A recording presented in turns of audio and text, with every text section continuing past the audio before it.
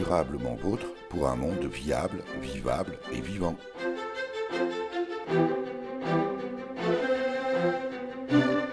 Aujourd'hui, nous évoquerons l'entrepreneuriat en milieu rural. À Saint-Sauveur, en Meurthe-et-Moselle, l'ancienne maison forestière de la Soie fait l'objet d'un appel à projet en lien avec la nature, l'écotourisme ou l'accueil. Nous sommes à Blamont avec le président de la communauté de communes de Vesouz en Piémont à l'initiative de cet appel. Durablement Vôtre, à réécouter sur durablementvôtre.fr. Philippe Arnoux, bonjour. Bonjour. Philippe Arnoux, en quoi consiste cet appel à projet ? Avant de parler du contenu de l'appel à projet, une maison forestière sur le territoire de Saint-Sauveur est abandonnée depuis 3 ans environ et a été mise en vente par l'ONF. Et nous avions un droit de priorité sur cette vente. Je parle de la communauté de communes de Vesouz en Piémont. Et nous avons à cette occasion monté un projet qui consiste dans un premier temps à acheter la maison forestière parce qu'elle est située 200 mètres à peu près de la maison de la forêt, qui est un lieu d'accueil touristique et culturel. Que nous avons déjà évoqué dans Durablement Vôtre il y a très longtemps. Oui, il y a 2 ans à peu près au moment de son ouverture. Cette maison de la Soie, qui est dans une vallée isolée proche de la maison de la forêt, nous semblait être un outil intéressant pour des particuliers qui auraient un projet professionnel à la fois et un projet de vie familiale dans ce lieu. Voilà le fondement. Alors si je réfléchis à la manière plus globale d'envisager le projet, en fait notre territoire est un territoire très rural et qui a connu de l'économie industrielle jusqu'il y a une 30aine d'années. À ce jour, il n'y a plus du tout d'économie industrielle. Et je trouve qu'il est temps maintenant de retrouver d'autres modes de développement économique en passant notamment par des expériences de microéconomie au lieu de raisonner toujours en macro ou en grosse structure. À l'image de territoires, je pense à des territoires du Massif central qui ont mis en place des actions avec des expériences extrêmement intéressantes. Vous évoquez là, Philippe Arnoux, notamment ce qui se passe en Auvergne. Tout à fait, je avec, pense à des expériences en Auvergne. Des appels à projets de ce type-là également. Mais peut-être aussi sur des plus grandes envergures. Oui, quand on additionne les projets, ça représente plus d'envergure, mais en fait, ce sont des projets à peu près de cette importance. Et la démarche est la même, surtout. Voilà, la démarche est la même. Donc, c'est vraiment la volonté de mener cette expérience pour envisager d'autres projets de ce type, si nous en avons l'occasion. Alors, nous avons été encouragés par le fait que le prix auquel la maison forestière nous est vendue n'est pas élevé. Quel est le montant de ce prix, Philippe Arnoux ? Il est de l'ordre de 15 à 20 000 euros, voilà. Enfin 15 000 le prix plus les frais, donc on atteindra à peu près les 20 000 euros.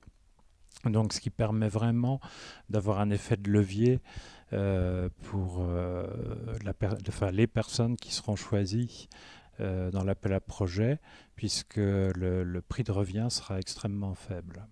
C'est la première fois, Philippe Arnoux, que la communauté de communes de Vesouz en Piémont s'engage dans une telle démarche d'acquisition pour soumettre ensuite un bien à un appel à projet. Oui, c'est la première fois. Alors ça peut paraître, je crois que c'est assez rare, à part dans les collectivités d'Auvergne, une en particulier à laquelle on pense, c'est assez rare, et pourtant notre conseil communautaire a immédiatement compris la démarche, mais encore une fois, l'a d'autant mieux compris qu'il n'y avait pas d'enjeu financier considérable. C'est-à-dire qu'on sait que quelle que soit l'issue de l'appel à projet, ce ne sera pas très difficile de revendre cette maison forestière à son prix d'achat.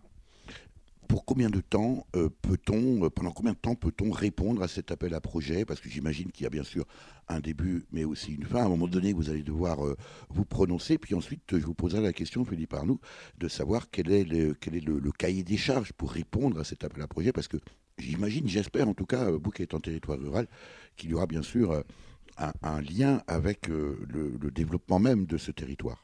L'appel à projet a été lancé début décembre 2018 de cette année et la fin a été fixée à la fin du mois de mars. Donc les candidats ont jusqu'à la fin du mois de mars pour répondre et nous avons diffusé l'information en matière de communication dans différents magazines spécialisés ou sur des sites. Je citerai juste Terre de Liens et Magazine Village par exemple. Et le contenu de l'appel à projet, puisque vous m'avez posé la question, mais en fait c'est la dimension, enfin toutes les dimensions du développement et en particulier du développement rural, c'est-à-dire que les critères seront, chacun des critères sera pesé dans la réponse à l'appel à projet, et notamment l'apport en matière de développement durable, ou de biodiversité, l'apport culturel, puisque alors culturel au sens large, et je rappelle que la Maison de la Forêt est à proximité, qui a une véritable offre culturelle aujourd'hui, l'apport d'images pour le territoire, puisque c'est quelque chose qui compte beaucoup aussi pour nous dans un territoire comme le nôtre, qui a plutôt une image un peu de territoire éloigné de tout. L'apport économique éventuellement, ce qui n'est pas... alors quand on dit apport économique, on ne va pas faire comme dans les demandes de subvention de la région de savoir combien de salariés il y aura au bout de 2 ans. Hein. C'est un apport économique vu d'une manière, on va dire, plus généreuse que ça. L'apport touristique en lien avec les initiatives existantes, donc encore une fois une référence à la Maison de la Forêt. Là, Philippe Arnoux, vous êtes en train de nous lire très concrètement Oui. les éléments, les cases à cocher dans le dossier d'appel à candidature. Oui. Est-ce qu'aujourd'hui, l'appel à projet, vous le disiez, a été lancé début décembre, est-ce que vous avez déjà des candidatures, des réactions? Si oui, de quelle nature? Lorsqu'on sait que 80% de la population en France est urbaine, vous espérez, bien sûr, j'espère, vous le souhaite en tout cas, des réponses à votre appel à projet. Et si oui, y en a-t-il déjà? Il a été diffusé donc il y a très peu de temps à ce jour. Il y a quatre réponses déjà.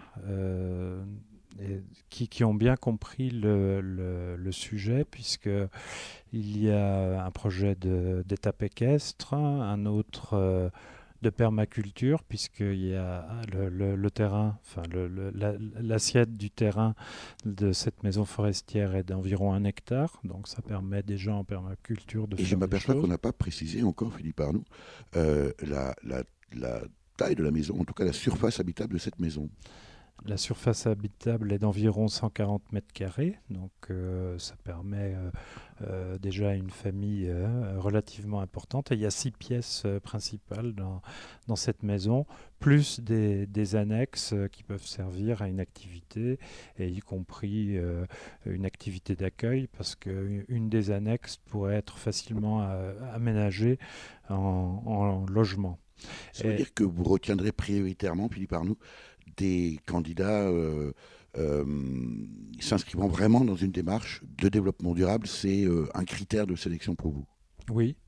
Alors développement durable pris dans un sens large, puisqu'on peut faire du développement durable sur beaucoup de sujets. Bien sûr. Souvent on le restreint un peu trop. Mais développement durable, la composition d'une famille, par exemple, peut intervenir sur le développement durable. Et dans un des dossiers qui nous a été déposé, il y a par exemple de l'accueil avec de la pédagogie Montessori. Donc, vous voyez, des sujets intéressants. Alors, vous disiez que 80% des gens vivaient en ville, mais 81% des Français rêvent de vivre à la campagne. Donc, pourtant, c'est un rêve. Et du rêve à la réalité, il faut venir habiter à Saint-Sauveur et dans la communauté de communes de Vesouz en Piémont, Monsieur le Président. C'est pour ça que nous serons attentifs aux projets qui nous seront présentés pour que les projets soient pérennes dans le territoire et pour les gens qui les portent, bien sûr. Durablement vôtre, Éric Mutschler.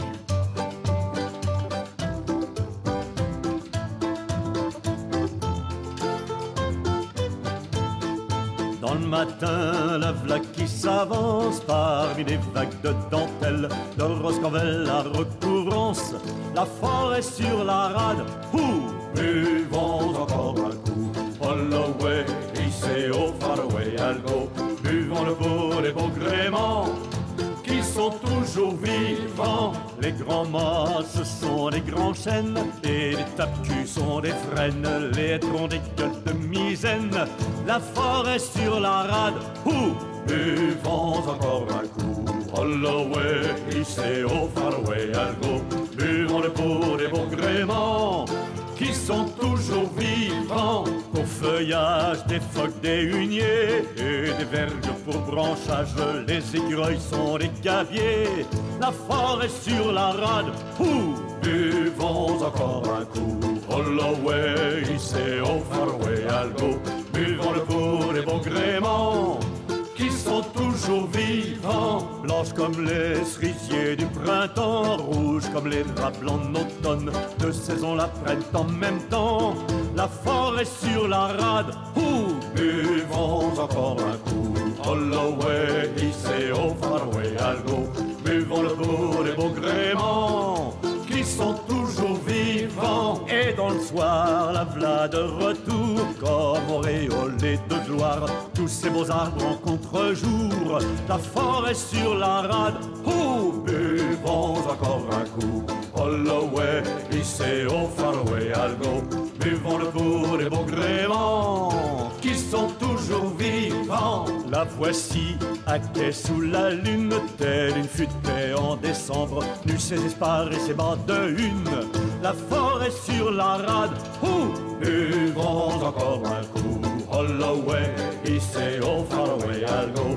Buvons-le pour les beaux gréments qui sont toujours vivants. Buvons encore un coup. All away, hissé au far away, I'll go. Buvons-le pour les beaux gréments qui sont toujours vivants. Voilà, on est donc arrivé à l'ancienne maison forestière de la Soie, sur la commune de Saint-Sauveur. C'est juste à côté de Ciré-sur-Vesouz. Mathieu Demange, vous êtes le directeur adjoint de la communauté de communes de Vesouz en Piémont. On y va? On vous suit? Allez, c'est parti.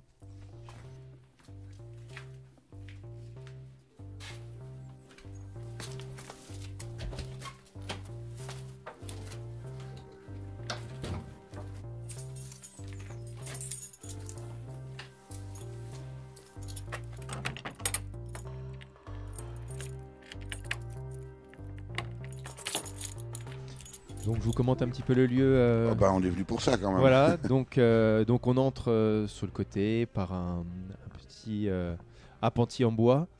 Donc là, les premières pièces, sur la droite, vous avez tout l'espace chaufferie. Sur la gauche, c'est tout ce qui peut être considéré comme abri ou stockage, petit garage. Comment est-ce qu'on qualifierait l'état de la maison aujourd'hui, Mathieu Demange? Je dirais que c'est peut-être un avis, chacun aurait un avis un peu différent, mais quand on lève la tête et qu'on voit l'état de la charpente, moi je vois une charpente qui est relativement en bon état. La charpente est en bon état. Si ce n'est des fuites, mais ça c'est normal, peut-être certaines tuiles poreuses. La maison est vide depuis longtemps? Elle est vide depuis 4 ans maintenant. Voilà, donc, Et ça va très vite quand un bâtiment est vide. Voilà, effectivement, on Pour peut autant, chauffer. parfaitement hermétique. C'est une jolie petite maisonnette, maison. Dire maisonnette, c'est pas totalement faux. Et puis c'est pas péjoratif. C'est vrai, ça lui donne un petit cachet d'ailleurs de dire On ça. rappelle la surface, Mathieu Demange. Donc il y a 140 mètres carrés avec 6 pièces, 6 grosses pièces. Eh ben on y va. Donc on y va, on monte 3 marches d'escalier, donc sur une des 2 portes d'entrée. Un nid d'abeilles ou peut-être de frelons qui est Voilà, tombé. on va louper la pipistelle. par Alors on terre passe à aussi. gauche ou à droite? Alors allez, on va passer à gauche On va dans passer à l'espace gauche. cuisine, Parquet de chêne. parquet de chêne. Voilà, donc on devine l'ancienne cuisine qui donne accès sur une salle de bain avec baignoire, le chauffe-eau, l'évier. Oui, effectivement, le parquet bouge un peu. Je me demandais si c'était moi qui bougeais ou si c'était que, pas. Non, c'est le à parquet. mon avis, le parquet d'origine est en dessous de celui-ci. Ah, voilà. C'est plus un parquet lambris. Semblant de double vitrage aux fenêtres. on va continuer. Voilà, on va pas non plus y passer des plombes. Non. C'est une maison avec des pièces plutôt classiques, couloir central, desservi par un escalier qui va monter à l'étage et qui redescend quand on descend de l'escalier. C'est ça.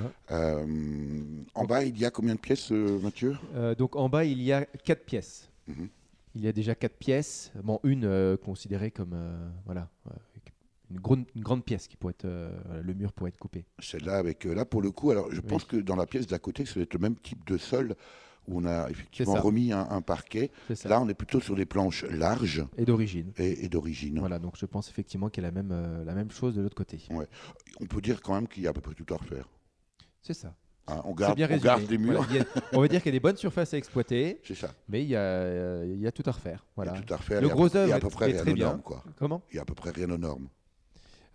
Effectivement, voilà, l'électricité, tout ça, c'est pas aux Mm. normes. De toute façon, c'est vraiment une ancienne maison forestière dans son jus. D'ailleurs, quand on vient de passer la pièce d'avant, on voit bien qu'il y a encore le bureau de l'ancien garde forestier. Ouais. Et donc là, ce petit couloir avec alors c'est curieux parce que la porte d'entrée en fait ne donne pas sur l'espace principal d'accès, mais sur l'arrière. C'est ça, voilà. Donc, en fait, il faut refaire peut-être le cheminement. Il faut tout simplement aménager un petit chemin. Après, tout de dépend l'autre aussi côté. de l'usage futur, mais on peut imaginer aussi casser, restructurer la maison. C'est pas non plus un monument historique, on est d'accord. Exactement. Ce On va serait monter d'ailleurs, à l'étage, Mathieu Demange. Oui, allons-y.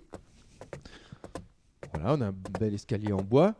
Donc là, on est plus dans l'espace des chambres, avec 3 belles chambres, des belles surfaces. Là, on est carrément sous charpente. Sous charpente, tout à fait. Mhm. Bon, on voit au-dessus de nous, on a du lambris en partie, et avec une partie isolée. Ça a été isolé quelques années avant que le garde ne parte. Voilà. L'étage semble en meilleur état que... Plus sain, on le sent tout de suite, ouais, effectivement, que que le c'est bas. plus simple, c'est plus propre. En termes de travaux, probablement déjà bien sûr l'isolation, qu'on peut imaginer peut-être de l'extérieur, compte Oui, tenu de la pour- configuration du bâtiment. Tout à fait. Remettre tout aux normes, chauffage, électricité. Il y a un peu de sous à injecter. Et les menuiseries, effectivement, là, c'est du simple vitrage, ou alors il y a du survitrage, on voit à certains endroits, comme celle-ci qu'on voit devant nous. Effectivement, il y a un beau budget de travaux, ce qui explique aussi le prix de vente du bien. Qu'on a évoqué déjà tout à l'heure. Malgré tout, un vrai potentiel. Et puis à l'extérieur aussi. Donc l'extérieur, donc je répète, il y a 90 arts en fait, en plus de la maison, avec notamment une dépendance. Et cette dépendance attenante a aussi du potentiel. Eh ben, vous savez ce qu'on va faire puisqu'on est là. Et ben, on y va. On y va.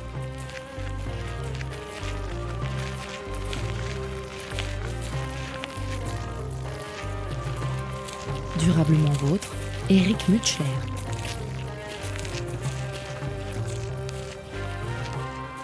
Là, cette fois-ci, Mathieu Demange, on est devant ce bâtiment.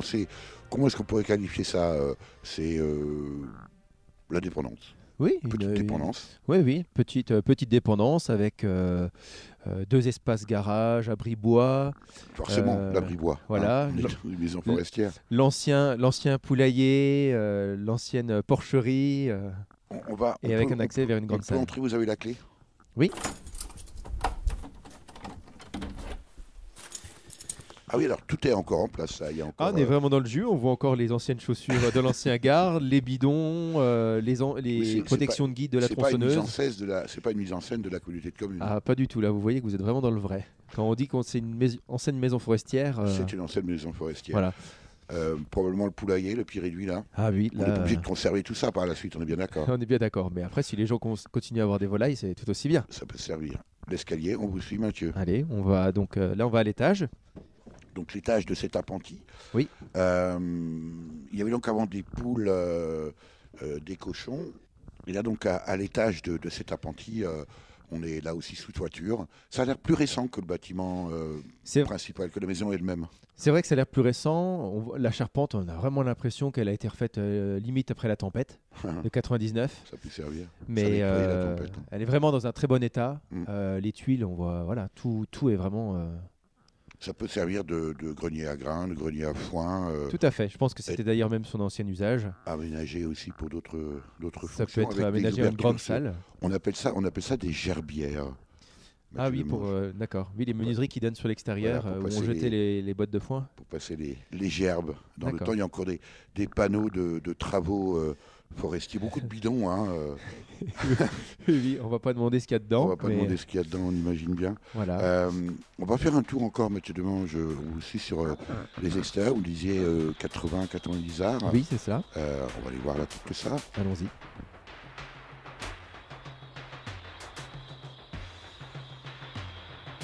Durablement vôtre, Eric Mutschler.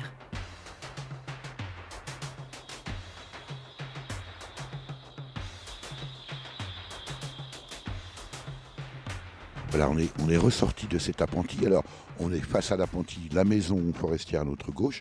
Dans notre dos, alors on va se tourner du coup, face à nous, la plateforme qui permet de se garer. Un vallon assez étroit. On est vraiment au calme là. Ah là, moi j'entends juste les maisons charbonnières au fond. Vous avez l'oreille. Ouais. Alors on disait tout à l'heure, Mathieu Demange, curieusement, l'entrée de la maison principale est plutôt en fait sur l'arrière. Oui, c'est ça, parce qu'en fait on se fait avoir en arrivant sur le lieu où la surface bitumée est déjà par là où on est entré tout à l'heure, alors que là on marche sur l'herbe pour arriver, on fait 10 mètres et on arrive sur ce qui, d'un point de vue cachet, est vraiment plus la porte principale d'entrée de la maison. Porte principale avec 2 fenêtres de chaque côté. C'est ce grès qui est présent autour de la porte principale et de la fenêtre, avec une marque, une date au-dessus de la porte. 1890. Donc ça donne, ça donne la date de la maison. C'est ça. Alors pour autant, on le disait tout à l'heure, c'est une jolie petite maison, mais c'est pas le cachet absolu de la maison forestière qu'on imagine, comme on la voit dans les films. C'est vrai, c'est vrai. On va dire que le cadre forestier amène ce petit cachet pour lequel on se rattache pour cette habitation-là. Et puis son ancienne appellation, qui était l'ancienne maison forestière. Et le terrain, précisément, il est donc là, pour le coup, face à la maison. C'est ça, donc il y a une partie du terrain qui est face à la maison, qui est donc un peu exposée est, terrain relativement pentu sur cette surface-là. On a une première parcelle bien exposée le matin. Et à l'ouest, on a un autre terrain qui est beaucoup plus plat que celui qu'on voit là devant nous, qui permet plus faire une éventuelle culture, du potager. D'ailleurs, l'ancien garde avait son potager là-bas. Et la partie à l'est était plus pâturage, il avait des chevaux, il y avait aussi des chèvres. Donc, voilà. Alors là, pour le coup, comme un vrai forestier. C'est ça. Mathieu, il fait un peu frais là. C'est vrai. On va retourner voir Philippe Arnoux pour continuer à nous présenter ce projet, cet appel à projet ici pour la maison forestière, l'ancienne maison forestière de la Soie. Très bien, c'est parti.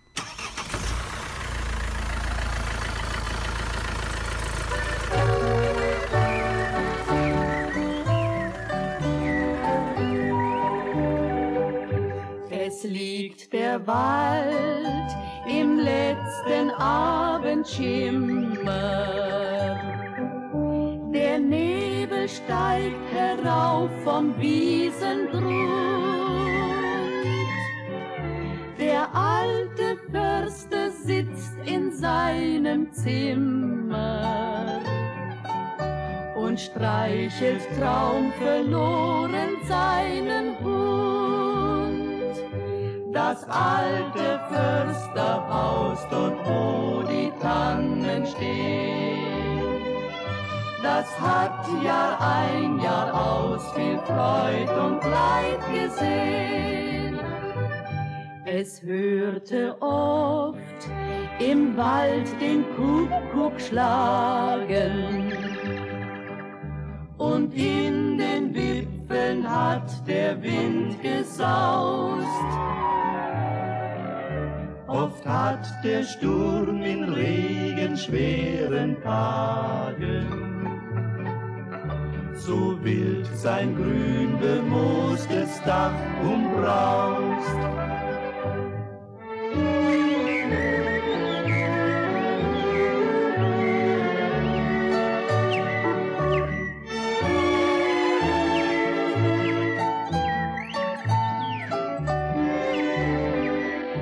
Der Alte hat einst über diese Schwelle die junge Braut ins Försterhaus gebracht, und später hat ihm an der gleichen Stelle zum ersten Mal sein Söhnchen angelacht. Dann klangen froh durchs Haus die Kinderlieder.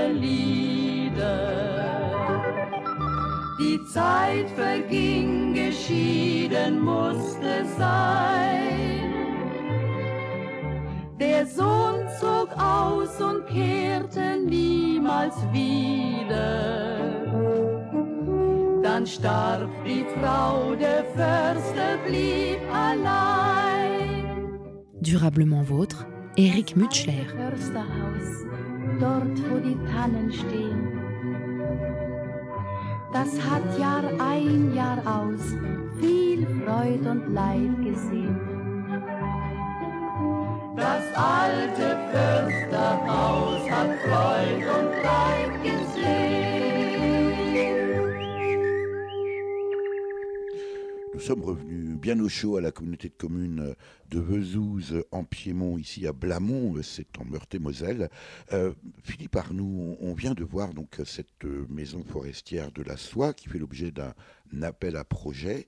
Est-ce que ce type d'investissement est une piste pour le développement d'un territoire, votre territoire que vous aimez à qualifier de grande ruralité ? Je le pense parce que notre rôle à nous, élus, vous le savez, ce n'est pas nous qui créons l'économie, mais en fait on peut donner des signes, des orientations qui permettent à une économie choisie de s'installer chez nous. Et on est proche de la Maison de la Forêt à cet endroit. Nous avons fait le choix collectif de créer ce lieu d'accueil, alors qui est plus qu'un lieu d'accueil touristique, puisque c'est également un lieu d'animation. Beaucoup d'écoles viennent maintenant. Nous étions dans la même démarche. C'est une manière aussi Très souvent, le rêve des élus est de voir de grosses industries s'installer chez eux, enfin de grosses unités qui va employer beaucoup de monde. On sait que c'est un rêve souvent déçu, qui ne se concrétise pas pour des raisons qui sont plus mondiales que des raisons locales. Sans compter qu'il y a souvent dans ces cas-là, Philippe Arnoux, des concurrences aussi entre territoires qui sont dommageables pour les territoires eux-mêmes d'ailleurs. Oui, alors entre territoires, entre États, enfin on connaît tous ça. Et c'est une manière, faire ce choix, ce tout petit choix, c'est une manière aussi d'aborder les choses de façon différente, en prenant notre destin en main, en faisant un choix de développement. Et n'oublions pas que notre communauté de communes est un territoire qui est à l'est couvert de forêts, donc nous sommes dans le massif vosgien, et à l'ouest qui est plus rural, mais qui a déjà des outils extrêmement intéressants, avec énormément de fermes bio, des centrales de méthanisation.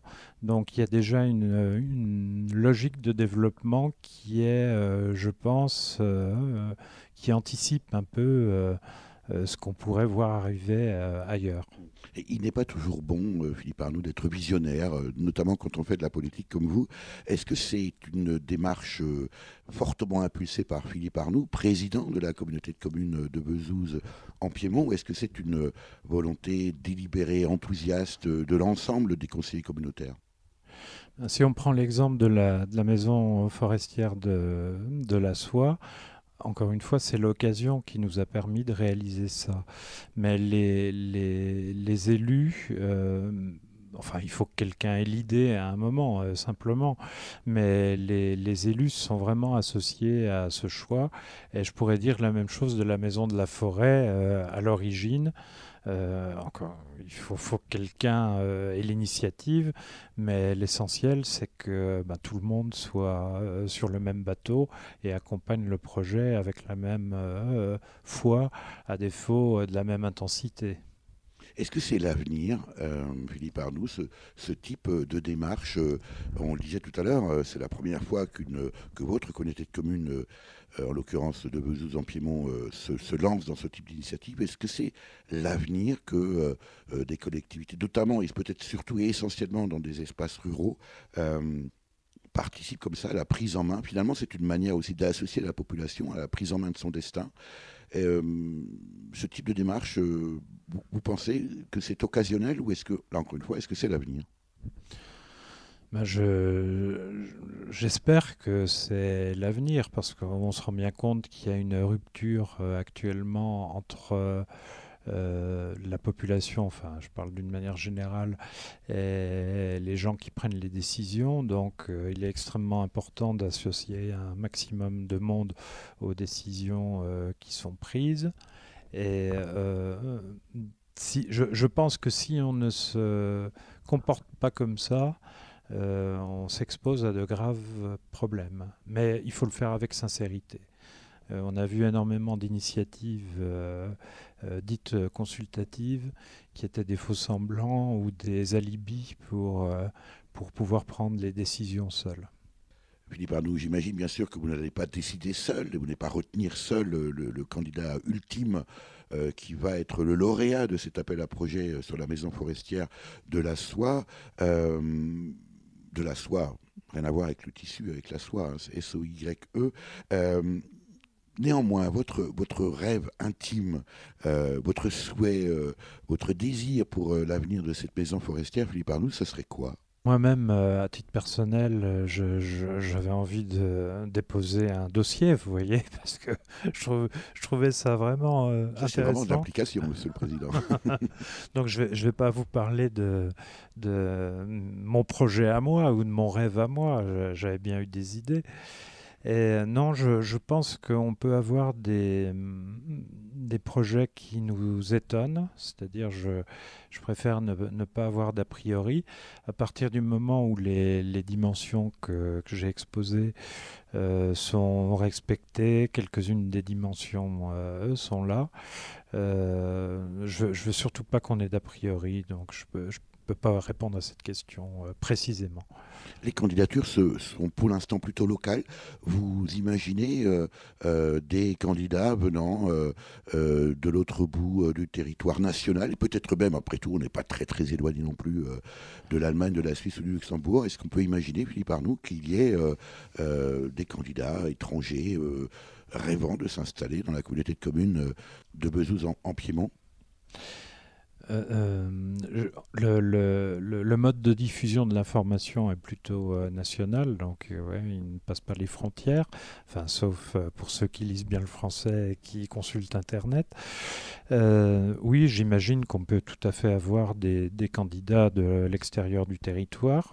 Je pense que ce sera même la majorité des candidats. sauf à ce qu'il y ait des gens qui aient envie de faire des choses sur le territoire, mais aujourd'hui qui ne se sont pas fait. Alors je ne parle pas de l'appel à projet, mais dans les relations économiques ou d'accompagnement qu'on peut avoir, je n'ai pas souvenir de gens qui auraient des projets qui collent tout à fait à la maison forestière de la Soie, mais voilà, il n'y a pas de frontières du tout sur ce type de projet. Tout est possible. La communauté de communes de Vesoul-en-Piémont, Philippe Arnaud, que vous présidez, on va terminer par ça. On aurait peut-être dû commencer par ça aussi. Présentation rapide en termes d'habitants, d'enjeux aussi, et ce que vous attendez peut-être en termes de dynamique de ce projet que vous venez de lancer sur la maison forestière de la Soie. La communauté de communes de Vesoul-en-Piémont compte environ 12 000 habitants, avec 52 communes, donc une grosse communauté de communes, très, très vaste. Alors c'est 51 communes et 72 conseillers communautaires, je ne sais jamais où placer le 1 ou le 2, vous voyez, je fais une inversion. Un territoire très très vaste, une faible densité et comme je vous le disais, un territoire mixte, rural à l'ouest, très forestier, déjà un peu montagneux à l'est, puisque nous sommes déjà dans le massif des Vosges. Donc énormément d'atouts en matière environnementale, en matière de paysage, en matière de cadre de vie. Alors des faiblesses qui sont dues à son histoire, mais qui ne sont pas propres à notre communauté de communes, mais qui sont un peu les mêmes que tous ces territoires ruraux éloignés des lieux où se jouent les choses, c'est-à-dire les métropoles. Durablement vôtre, Éric Mutschler.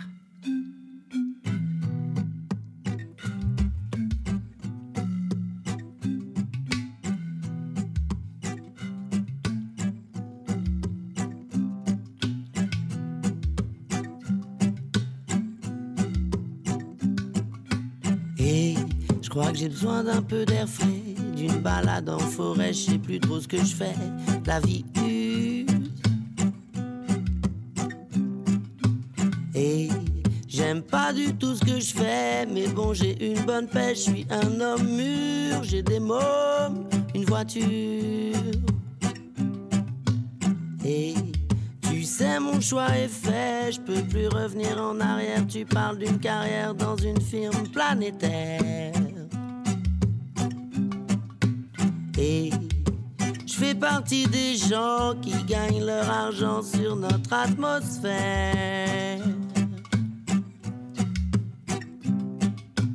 Et je fais partie des gens qui gagnent leur argent sur l'asthme de leurs enfants. Et je crois que j'ai besoin d'un peu d'air frais, d'une balade en forêt, je sais plus trop ce que je fais, la vie use.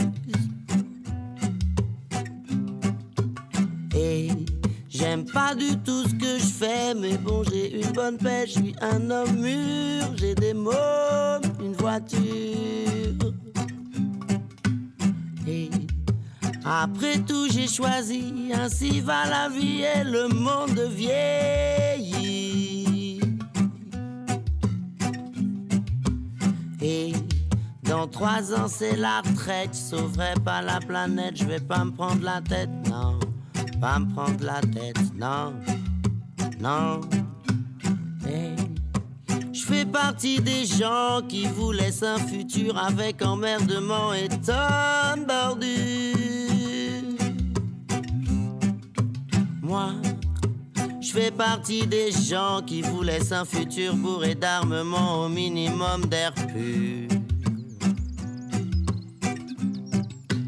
Hey, faut pas compter sur moi, j'ai raté ma jeunesse, je profiterai de la vieillesse.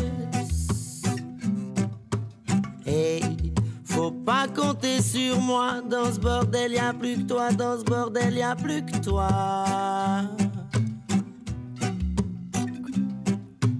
Et toi t'es celui qui rêve, je t'envie, j'en crève, que ma vie est triste, que la vie est triste. Et je sais pas combien tu es, je te laisse mes regrets et mon amertume. Parce que moi, je fais partie des gens qui ont vécu grassement, qui te laissent un héritage. Parce que moi, je fais partie des gens qui ont traversé les temps sans faire de sentiments. Et après, et après, et après, et après.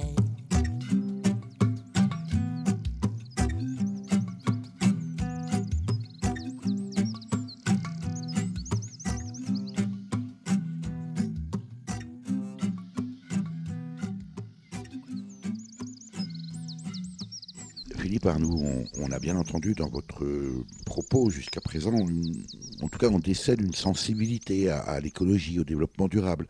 D'où ça vous vient et quel est votre parcours? Je suis maire de Saint-Sauveur depuis 15 ans et président de communauté de communes depuis 10 ans, de ma 3e communauté de communes, puisque au fur et à mesure des réformes territoriales, ma communauté de communes d'origine a fusionné avec une autre communauté de communes il y a 3 ans et a refusionné avec une autre communauté de communes il y a 2 ans.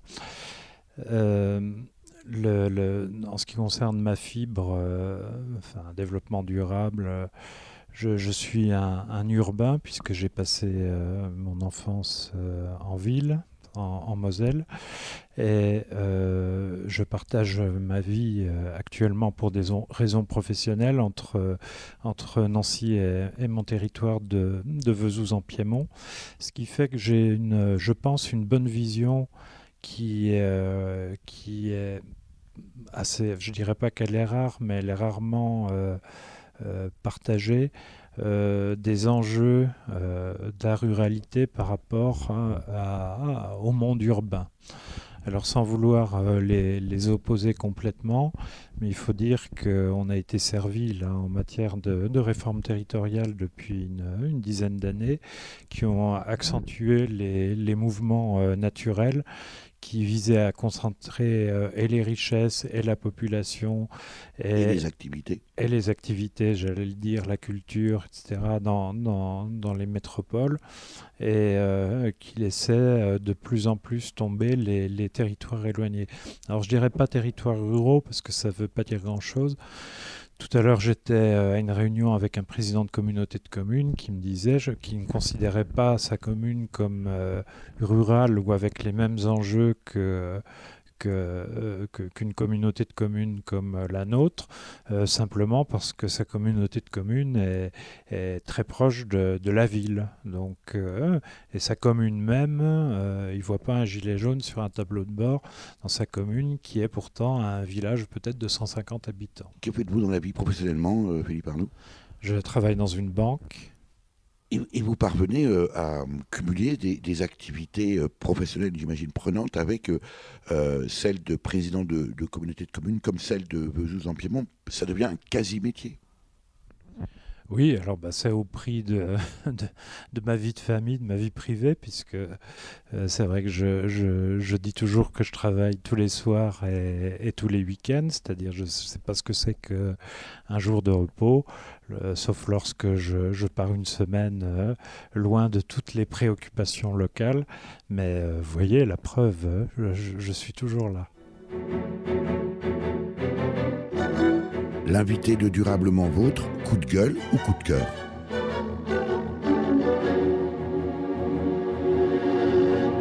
Philippe Arnoux, président de la communauté de communes de Vesouz en Piémont, en Meurthe-et-Moselle, plutôt coup de cœur ou plutôt coup de gueule? Plutôt coup de gueule sur la manière dont est traitée la grande ruralité, comme je l'appelle depuis une trentaine d'années, avec une aggravation de la situation depuis une dizaine d'années. Alors la grande ruralité, c'est évidemment celle qui est éloignée des mythiques métropoles qu'on veut construire partout, puisque c'est même plus une réalité socio-économique. Une métropole, c'est devenu une structure juridique en France. Et ce qui prouve à quel point le modèle métropolitain est entré dans toutes les couches de décision.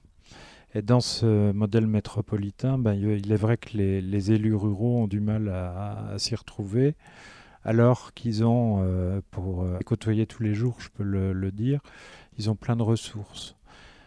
Quand on regarde la crise des vocations là, qui s'annonce aux prochaines élections, on sait que les élus ruraux se sentent tellement dépossédés de la décision, et pire que de la décision, de l'écoute tout simplement.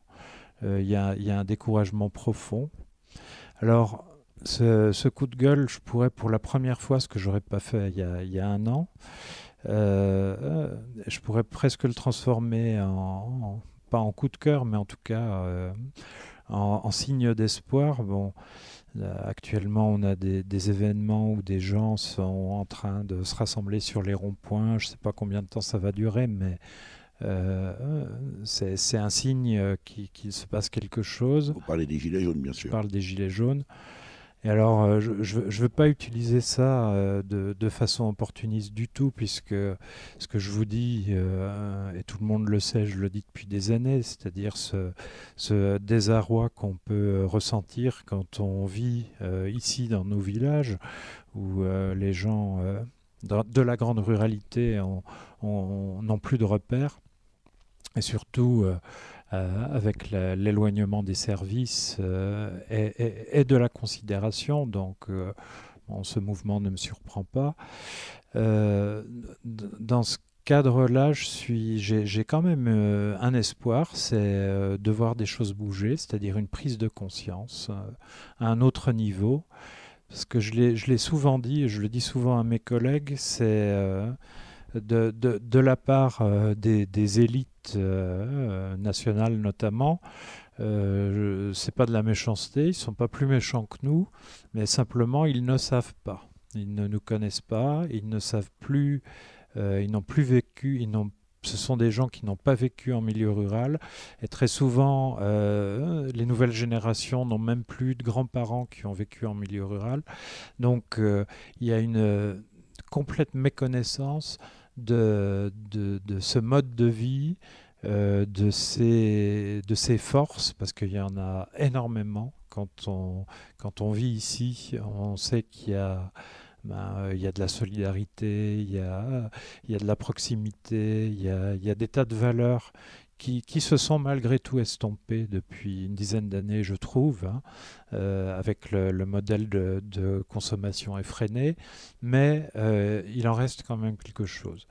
Est-ce qu'on peut imaginer, Philippe Arnoux, je vous écoute et je me dis, mais est-ce qu'on peut faire un lien entre une structure, et là aussi ça fait peut-être écho à ce que vous évoquiez tout à l'heure, les manifestations des gilets jaunes, et on a bien compris que ce n'était pas une opportunité pour vous que d'évoquer ces aspects-là, mais est-ce qu'on peut faire un lien entre l'aménagement du territoire aujourd'hui en France, qui procède, comme vous l'avez sous-entendu, de choix politiques, entre un État ultra centralisé, où finalement les métropoles sont à l'image là aussi de ce centralisme qui capte les énergies locales, parce que quand on compare à d'autres pays, notamment l'Allemagne, des pays à structure fédérale, où on a un aménagement du territoire beaucoup plus homogène, est-ce que c'est une analyse qui vous parle ou pas ?